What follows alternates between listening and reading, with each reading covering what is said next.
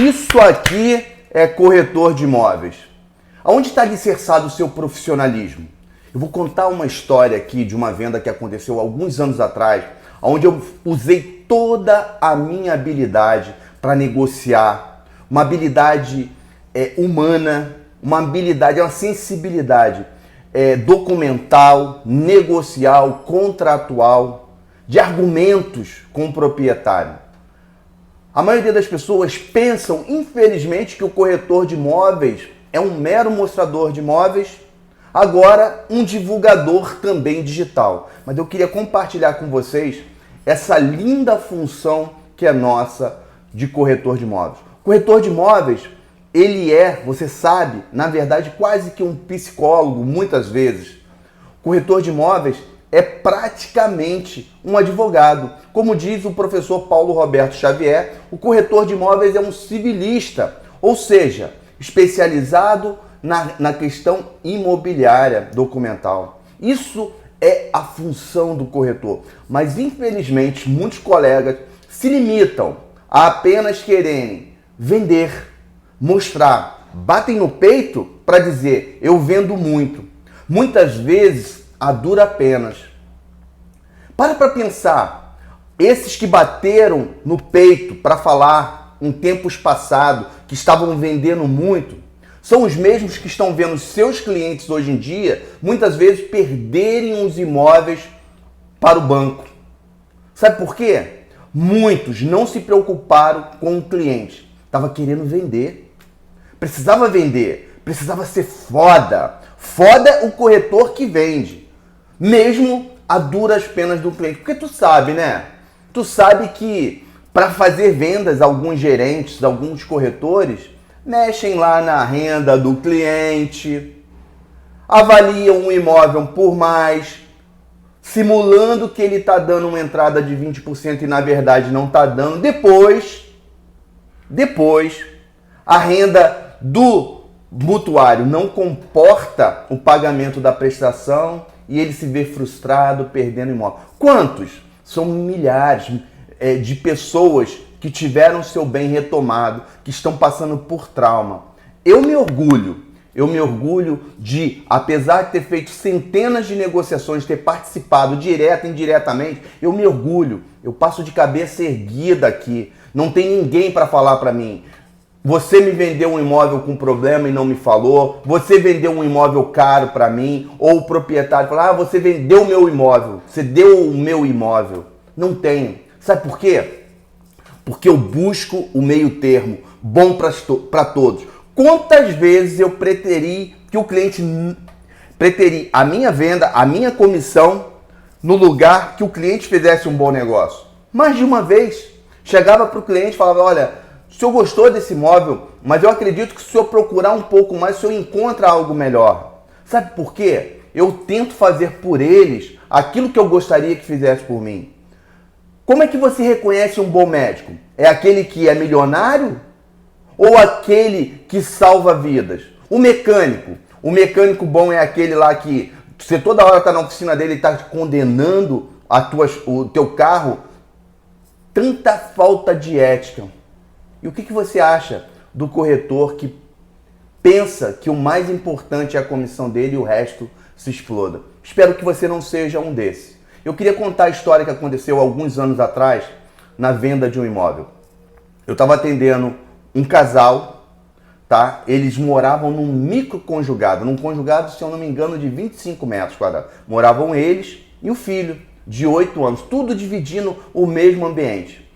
E eles conseguiram uma graninha, mas não era suficiente para comprar algo. Eu me lembro que no começo, porque eu trabalho aqui na Zona Sul, em Copacabana, os imóveis são mais caros.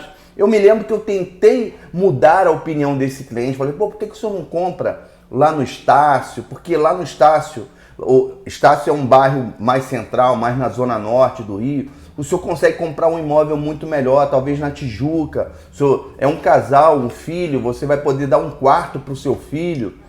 E detalhe, eu não tinha imóveis lá, eu só tinha imóveis aqui na Zona Sul, mas eu estava tentando direcionar ele para aquilo que eu gostaria que fizesse comigo. Mas não, ele bateu o pé e falou assim, não, a minha mulher quer só morar aqui na Zona Sul. Beleza. E aí eu só tinha uma possibilidade para ele. É um imóvel que fica aqui num prédio um pouco mais popular.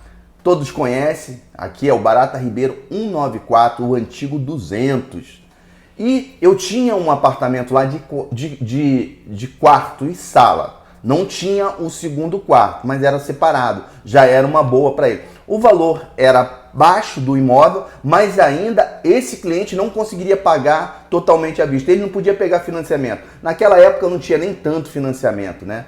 E aí o que acontece?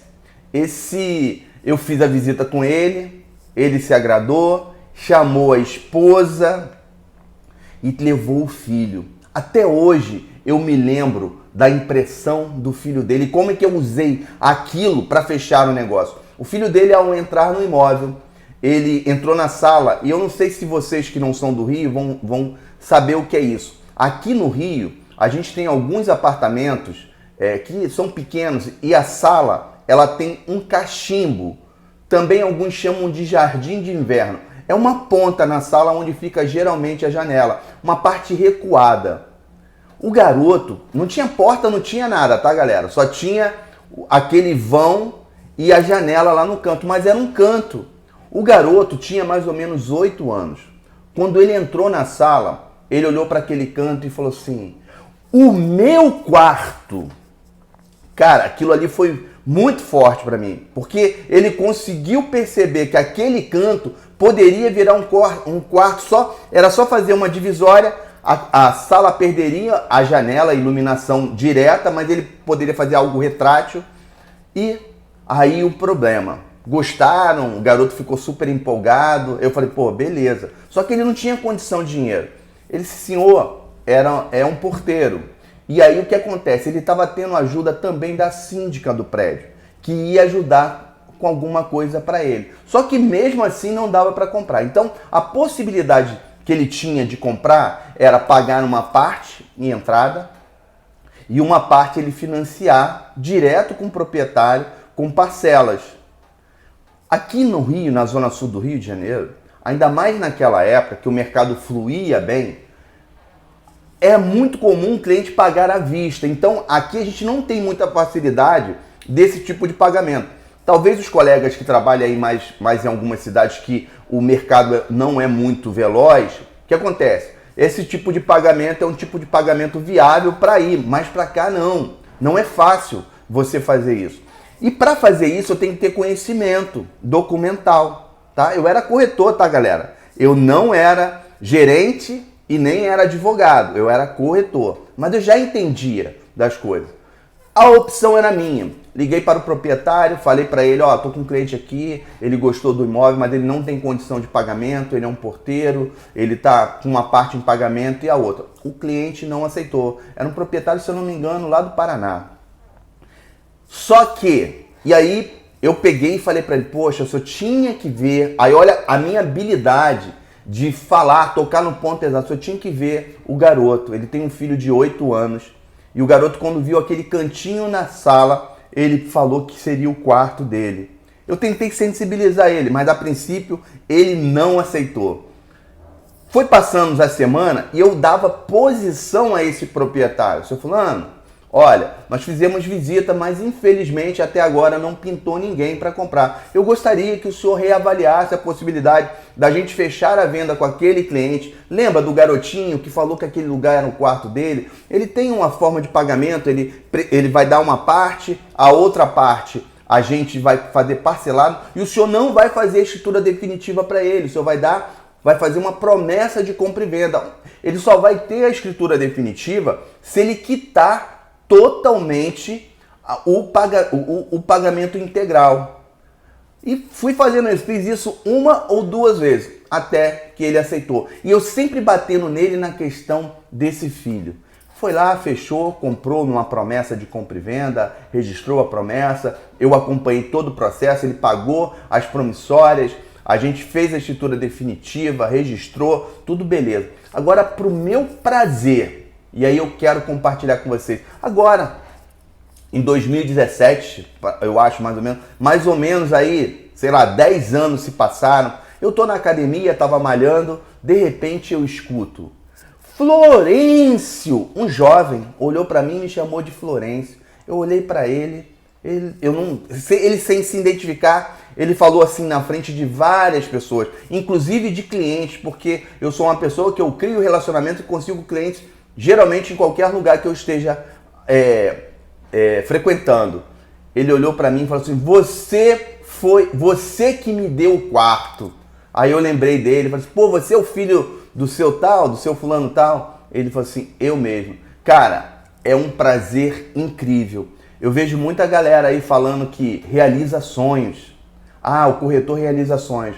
Mas o quanto você tem se comprometido com o sonho realmente do cliente? De fazer dele fazer um bom negócio, um negócio que não seja traumático, que ele tenha condição de pagar, uma coisa justa, que ele não venha se arrepender. Para que você possa, como eu, me encontrar com um garoto, 10 anos depois, ele era uma criança, hoje um jovem, ter me reconhecido. Naquela época eu tinha até alguns cabelos, tá? E agora não. Mas eu marquei ele. Esse é o convite que eu faço para você. Isso aqui é corretor.